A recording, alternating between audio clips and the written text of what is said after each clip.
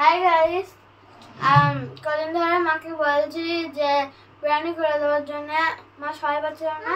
আজ সকালবেলা বিরিয়ানি করে দিয়েছে, ওই জন্যে সকাল সকাল খেতে বসে গেছি। এই দেখো দুষ্টু, এসো একটুকে নিয়ে যাও।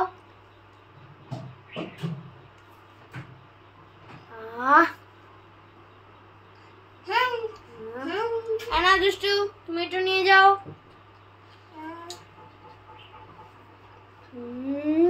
কি সুন্দর।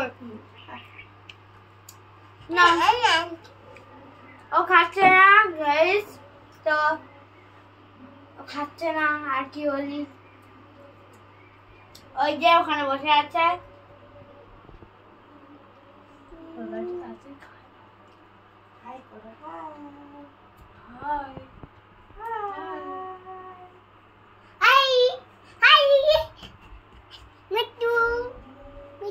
তো